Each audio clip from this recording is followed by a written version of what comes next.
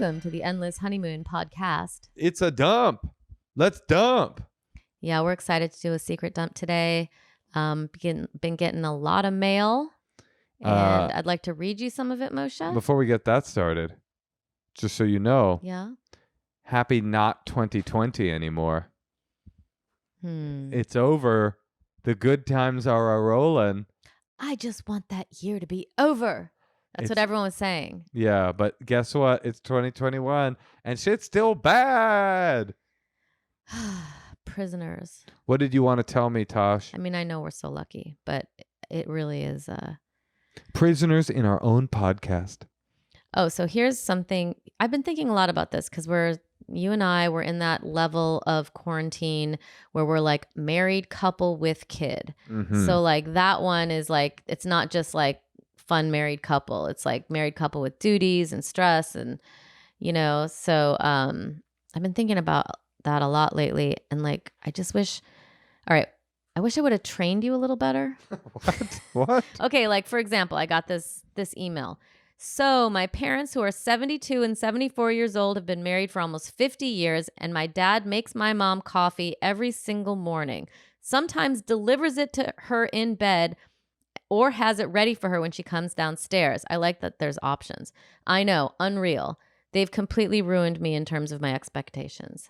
What do you mean train me? Well, I feel like you had never really been in a relationship when we met. I should have just told you that's what men do. Oh, I could have kind of been convinced to do anything. I would have had one of these guys who's like, would you like it on the stairs, in your bed, or shall I leave it on the breakfast table with your breakfast, madame? Or, like, I just feel like I could have had one of those. And I have a few friends who have it. I've got like 3 friends who are like, oh yeah, my husband brings me coffee every morning in bed. Jeremy brings Miranda coffee every morning in bed. Where's this Jeremy thing come from all of a sudden? I'm just saying he's one of the 3 people I know who do that. Do you have fantasies about all 3? I have fantasies about not being the first one up in the morning and luxuriating in bed and just kind of like, stretching, maybe looking at my phone. Maybe I'll read a passage of something, play some music. You're taking care of the kid. And then, like around 9:15, you bring me my coffee. Didn't I? I mean, yeah. That's not really how it goes. In fact, I think it goes the opposite. But why is that bad? I mean, doesn't one of the people have to be the person that... It's either you have 3 options. No, 4. It's either the one partner makes it for the other partner makes it for the other, they switch off, or everybody makes their own damn coffee. I don't like everybody makes their own damn coffee. You think it's important that somebody's making it? Well, honestly, when we met, I kind of took pride in making you coffee every morning because that's where you fucked up. I can't cook. So I was like, I know how to make coffee. Right. So I was like, this is a gift that I can give to him. And I honestly think you really appreciate it. And so I do. You know what? It's okay. I'm fine. You know what I really appreciate? Maybe on my birthday, but if you could remember my birthday. How about I just make it some morning and be like, is it your birthday? I brought you coffee, and we'll see if I ever get it right. Listen, I know where your birthday is. It's in the month of March. All right. Well, I'm later March. Am I right? Yes. Yep. I think I know what it is, but I don't want to guess because I might get it wrong. I know it's okay. You always guess. You always say this, and you always guess 2 days apart from when it is. I know every time. It's either the 26th or the 23rd. The 23rd is our daughter's birthday of February, and my birthday is the 26th. Boom! But you've never guessed that right. All before. The ladies in my life. You know when my mother's birthday is? When? I do not know. I think it's maybe in February. Are you kidding? I'm not kidding. You know when my father's birthday was in January, I think.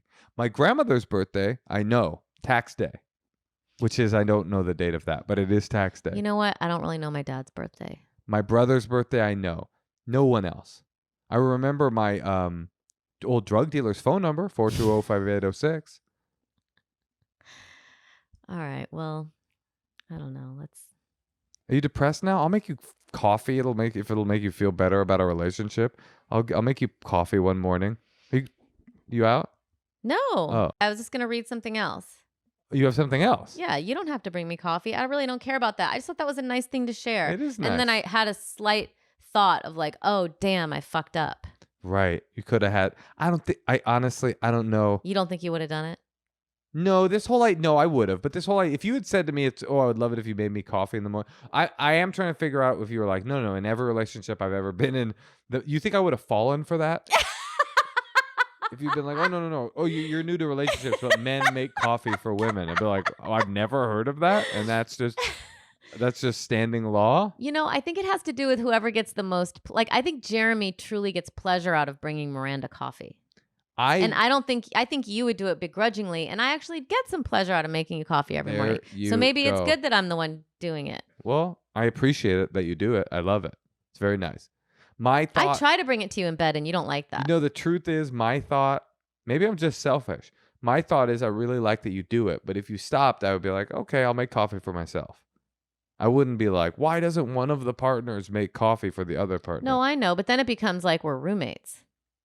Everyone drinks coffee in the morning, but we're going to make our own. It's all centered around the coffee ritual? Well, I don't know. Like, don't you make a pot? Isn't that kind of a fun family thing? Like, I'd make a pot. Let's have some coffee. The problem, here's the real... I'm going to be making my own coffee and my own dinner. And please don't touch this half of the fridge. Here's the real reason I don't like that impression. Here's the real reason. Because do I sound like that? No, I'm just saying. Do I sound exactly like that? No. Here's the real reason I think you make coffee. Yes, you get a little bit of pleasure out of it, but also you wake up earlier than me, naturally. Naturally, or because the baby starts screaming, Mom, it's light out! What is she, Jackie Mason over here? No, but she does do that every morning, and then I wake up with her. Even before we had a kid, you woke up earlier than me. You go to bed earlier than me? Sometimes, but now it's very different. You go to bed substantially earlier than me. I go to bed around 12, and you like to stay up till 2. Yeah. Right, but you also have a 2-year-old who wakes up at 7. Listen, here's the real thing. The goal here is to train our 2-year-old that by the time she's a 5-year-old, she's the one that's making us both coffee. Ooh, I like that. Yeah, that is why children exist. Labor. Okay, I have one more letter I wanted to read. What you got here? Okay, I love your podcast. You and Moshe make me laugh so hard. That's not what I wanted to read. Just wanted to let you know you do have Republican listeners. It's hard to hear you. Oh, that's why it's important to say how nice they were up top, because now I kind of like her. Okay. And now she's sprung on me that she's a Republican. Okay. You do have Republican listeners. It's hard to hear you generalize us as selfish and immoral. I understand it's your podcast and you can say whatever you want, but I would hope you could understand most issues aren't black and white and much more nuanced. I, too, hope this time brings both sides together, but telling listeners that you don't want them to listen or calling them greedy probably isn't a good place to start. I don't think we ever said Republicans shouldn't listen to it. I probably did. You bitch. Well, I probably thought that they didn't listen. Well, I'm glad of all of our Republican listeners, and especially one particular listener, Q, if you're out there, I'm listening. The time is near. I mean, of course things aren't black and white, but yeah. Well, I mean, I think I don't want to talk politics, but I think it comes down to the fact that this person clearly is, and probably speaks for a large slice of the Republican pie, is a person who's reasonable, kind, sweet, and nice. But in reality, the loudest voices, I'm sure the loudest voices on the other side are bad too, but the loudest voices make you think that they represent everybody in that group. I mean, there are things on a policy level that I just can't get down with, period, ever. I mean, anyway, it's getting political, but if you deny climate change as a matter of policy, I would call that the ultimate deal breaker. Yeah. You want to be part of what's going to help even the slightest bit. You don't want to ever be a part of, to me, like I would never want to be a part of something that was like, but then people say that the left is holding things back too. But whoever has the most progressive, environmental friendly policies, that's just where I have to be and where my energy has to be. I was thinking a lot about old DT, old friend Trump, and how easy it would have been for a figure like that, who had that much carte blanche power in his political party, to have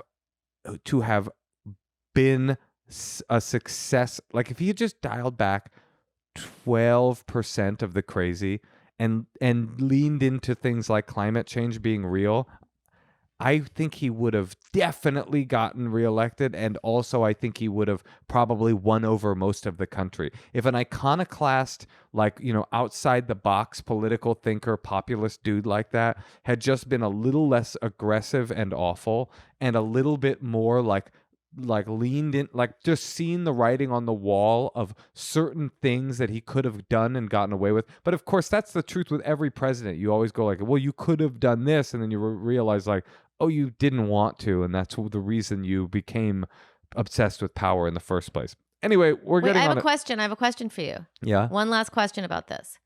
Can a Republican be an environmentalist? Yes, I think there are Republican environmentalists, but the sad truth is that there's a guy, I forget the guy's name, but I heard like a whole documentary about the guy, or maybe it was like a podcast or something, and he's a GOP staunch conservative type dude, but the one thing he's come to realize is the reality of what's happening to our climate, and he's like, I will be the Republican dude that talks about climate change and advocates for it and is an activist for it, and he was fucking drummed out of power. And the similar thing is actually happening, I hear, and I would love for our Australian listeners to write in or call in about this. In Australia, is Australia is getting ravaged by climate change, the fires, and just generally it's got serious climate related issues, and somehow the media there and the conservative party there has made it so that it's this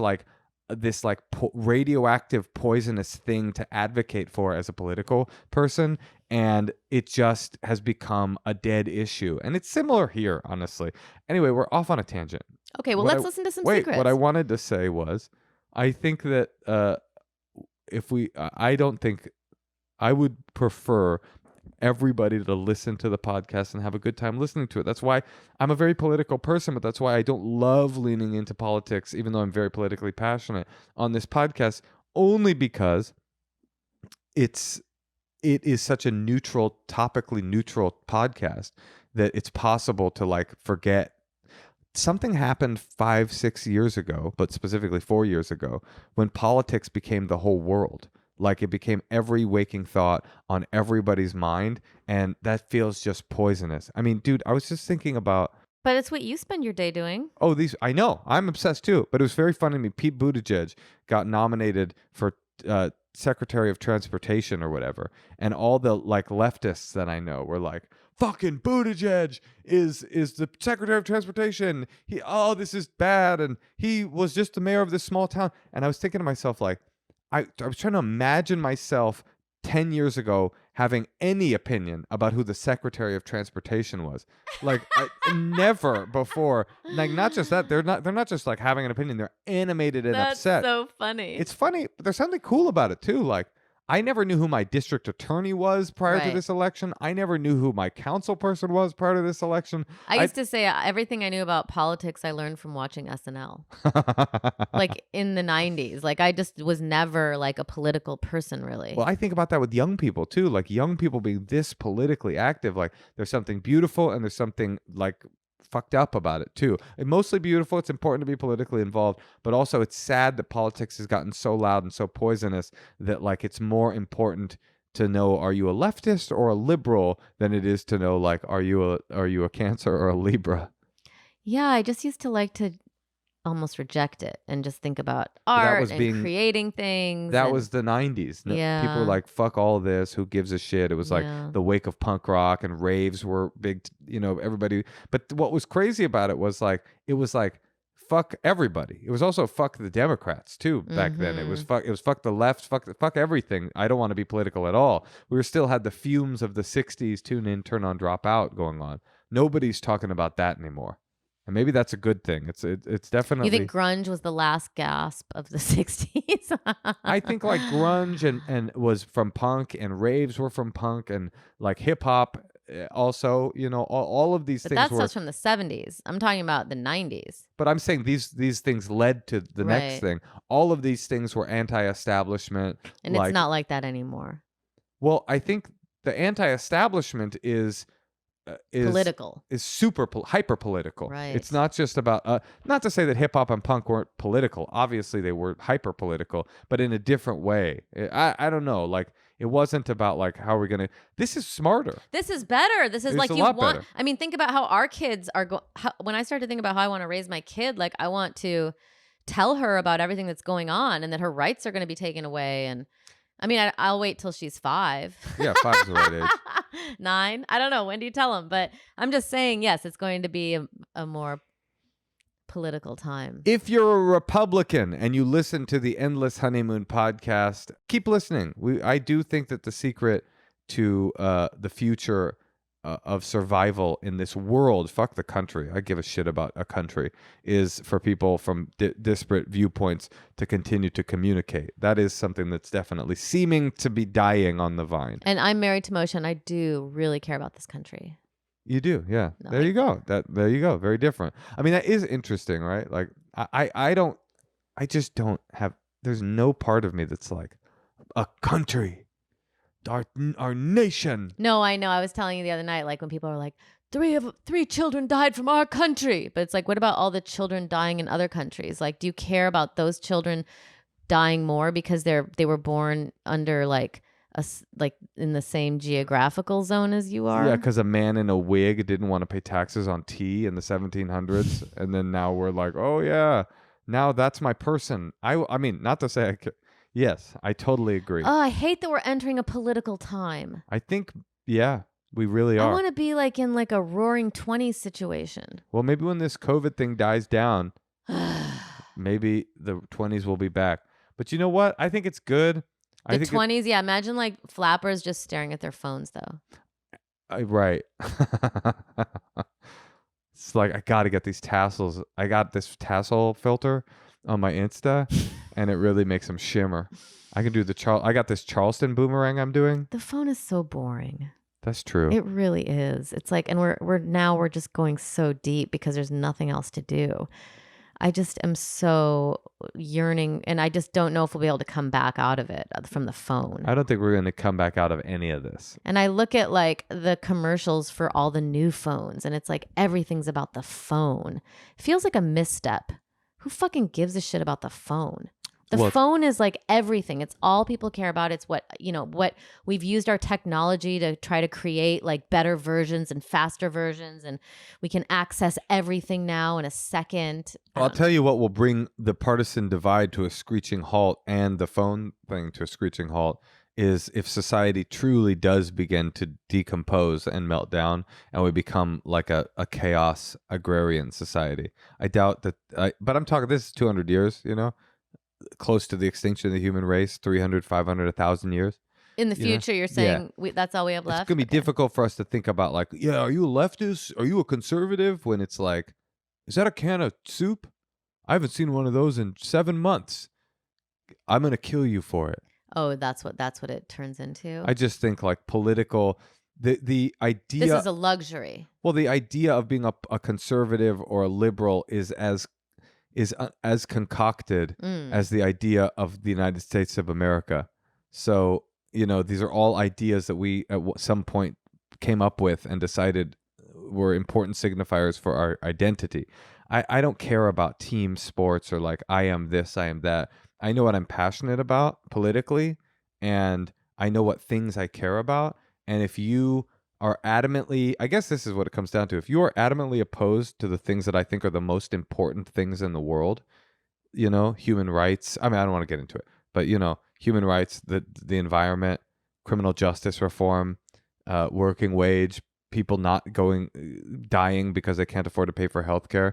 Like, I just don't know how do you reconcile it? Although I do have conservative friends. Because also people just misuse the word socialism or communism, and it's all not really understood, and maybe they've been brainwashed by their parents into thinking that everyone needs to pull themselves up by their bootstraps, but there's like a huge swath of people who are, don't even have boots and straps, and it's not really fair. Right. If you really think about it, but maybe they're not deep thinkers. Telling a barefoot man to pull himself up by his bootstraps. It's just kind of sad, that people are that, I don't know.